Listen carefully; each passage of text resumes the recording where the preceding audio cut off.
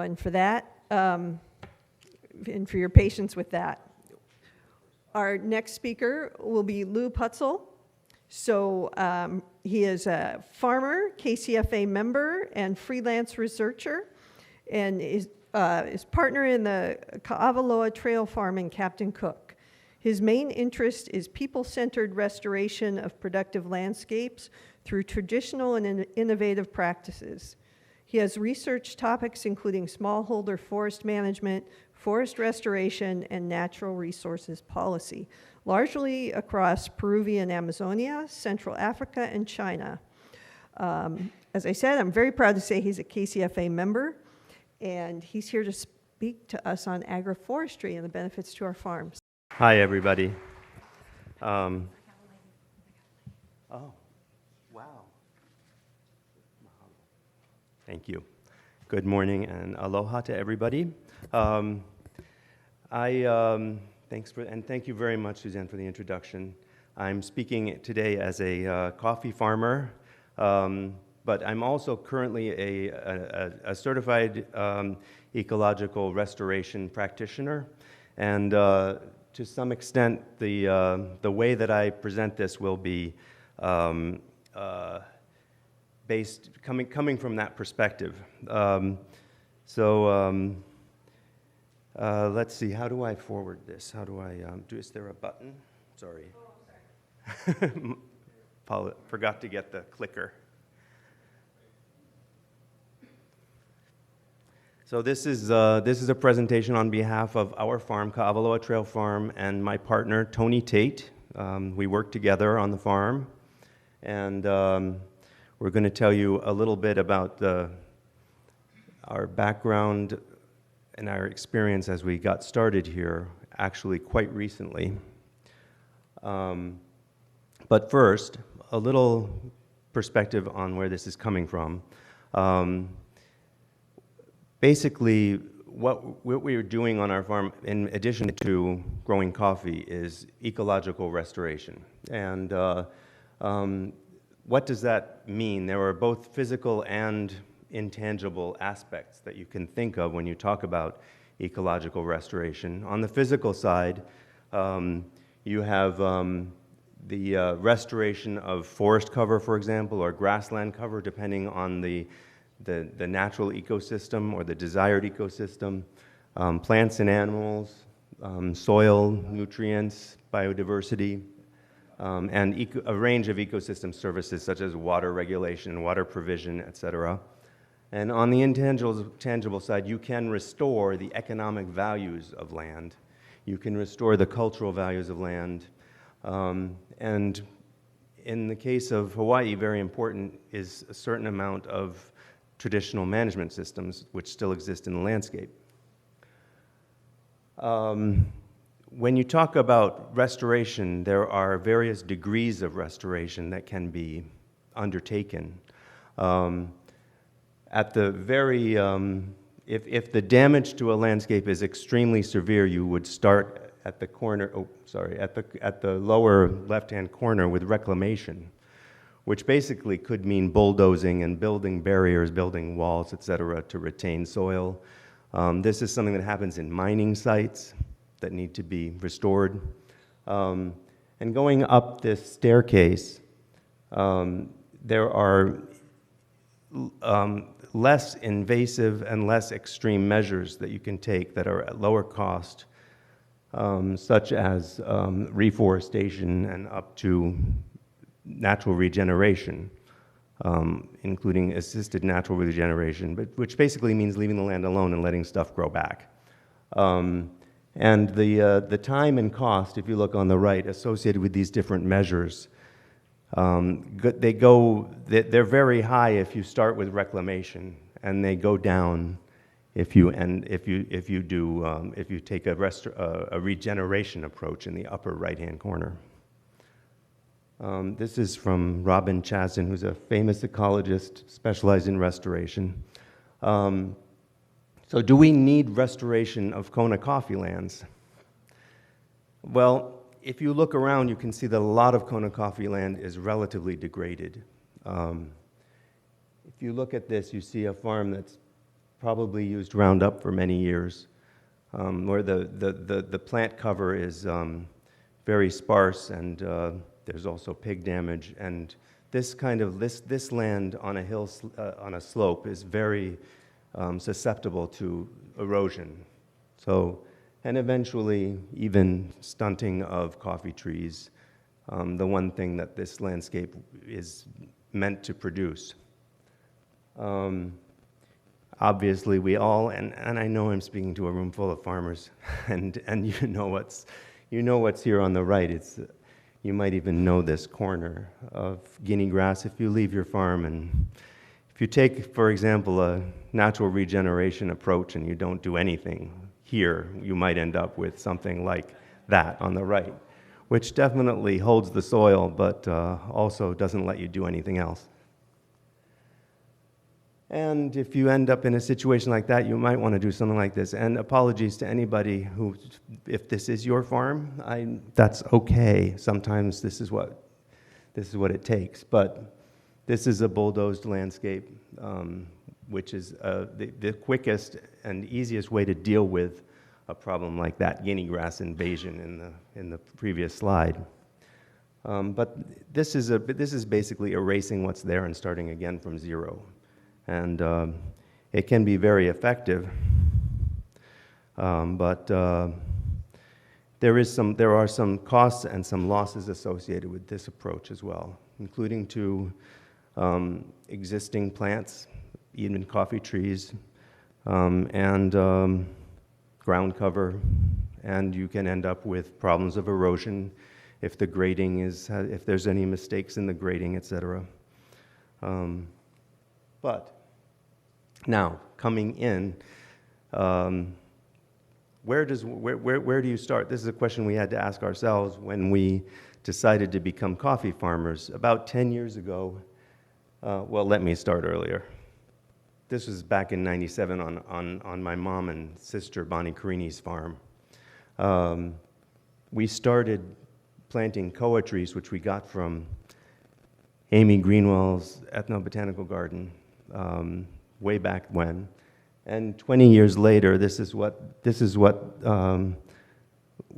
part of one of their fields looked like, with a koa tree growing over coffee. And if you look closely, you'll see that the coffee growing right near the koa tree is really green and healthy. This is after years of drought. This was taken a few years ago. And on the right, you see the trees growing in the grass are much smaller and less green and less productive looking. So, looking at this, when Tony and I acquired this farm in 2012,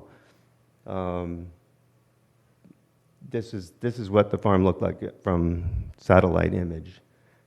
A little bit, it was quite degraded. You could see the soil from the sky.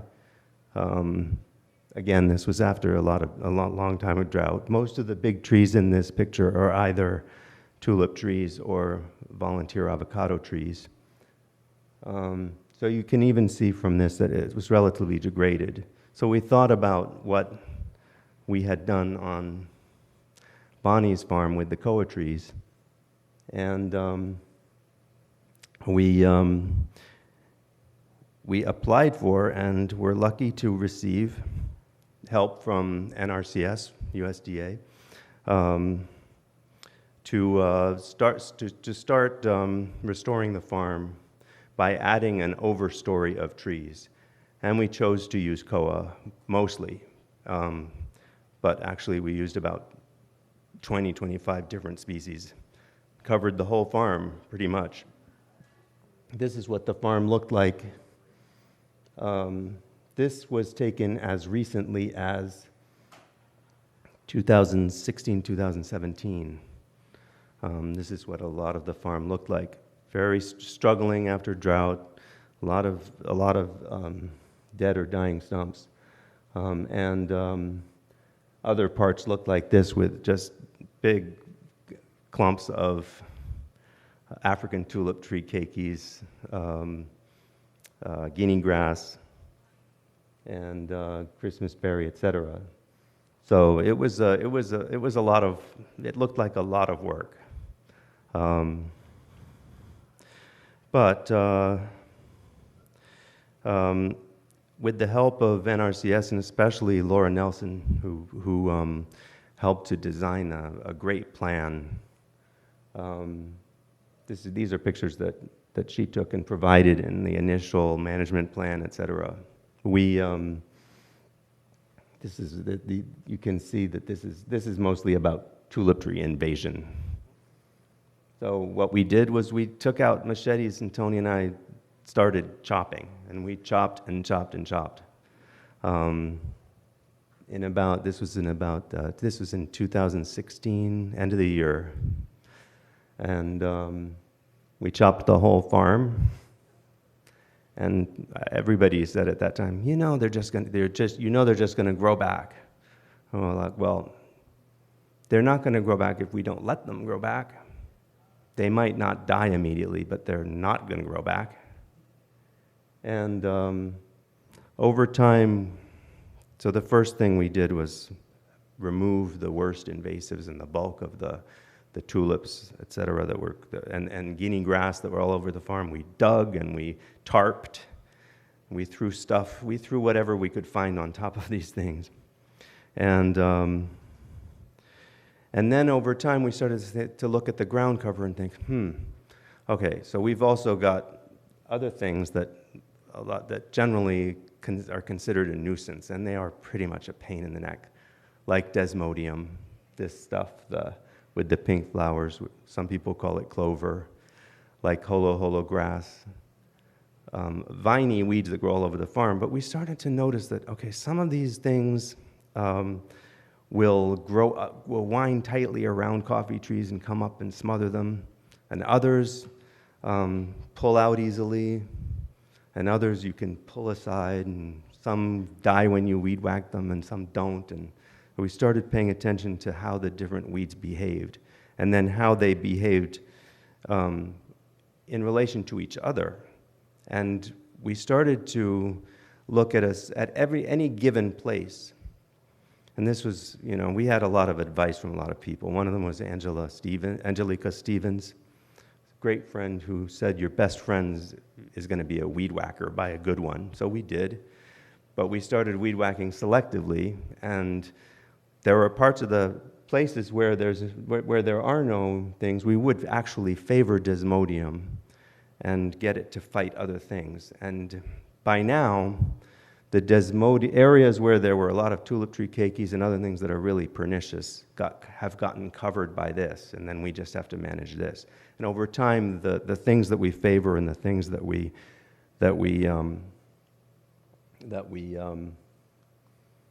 work against are changing, and as the forest canopy grows, the different weeds that constitute and I say weeds with affection, that constitute ground cover, the way they behave in shade versus sun are very different. So just looking at what we did over time is we started by studying the land, looking at its contours, the hydrology and the light. And the first major measure we took, other than whacking the tulip keikis and guinea grass, was to add this overstory of fast growing. That's important in our case. Fast growing native trees, koa, and diversifying the tree canopy over time. We've been continuously planting. We planted about 750 koas to start with on about 6 acres of our 8-acre farm, but we're diversifying that now, and removing and discouraging the less desirable species of trees and weeds, and then adding and encouraging more desirable ones. And what's less and more desirable, as I said, just keeps changing over time. We have best friends that become less best friends over time.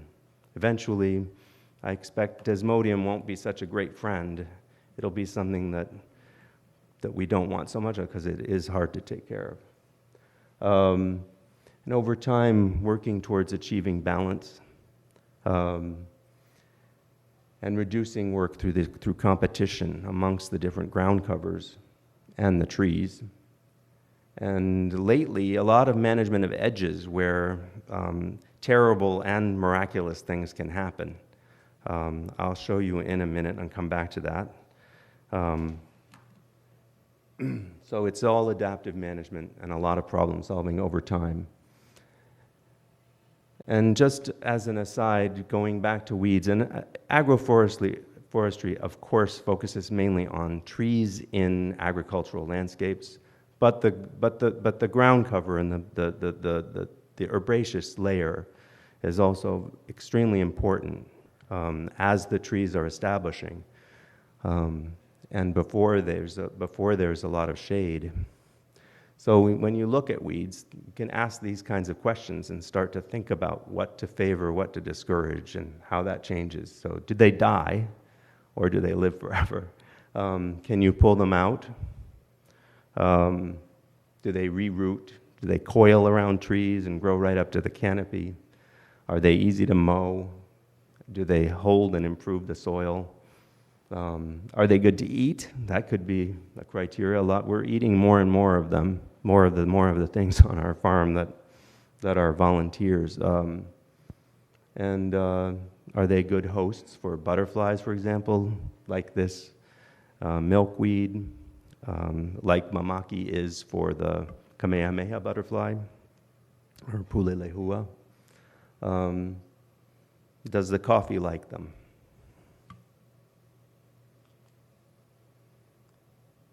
Just to sum up real quick, before a few more pictures, what are the benefits of moving towards agroforestry to restore a farm? And these include a healthier farm, obviously, ecologically healthier farm. It has increased our production of coffee, which was coming back from a really tough time.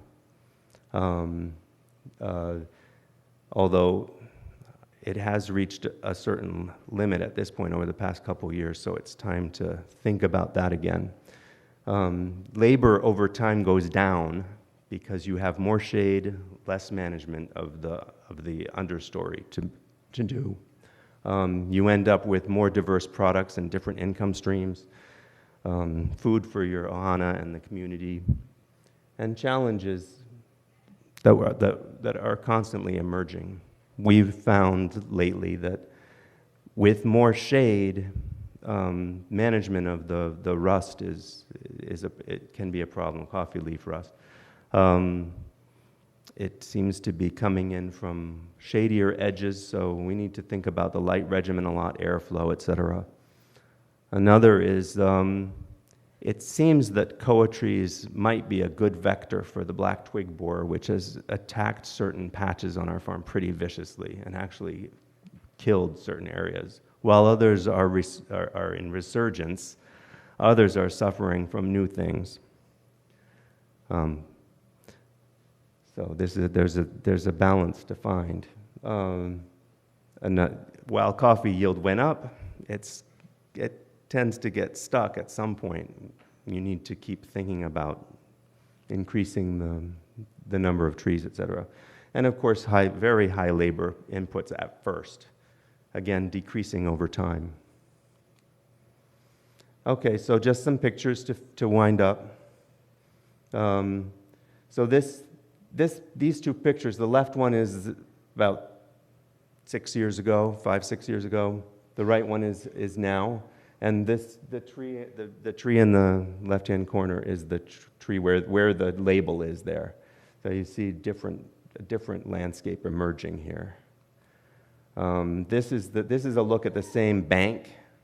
There's a kukui nut tree in there somewhere to prove that this is the same place. It's right here, somewhere here, and this is the same kukui nut. And where you had tulip tree keikis before, now you have volunteer mamaki, which came. We planted a number of mamaki seedlings, and then they started to spread to the edges, or maybe they came down from Una Greenaway's farm. It's possible. We see them moving around the neighborhood.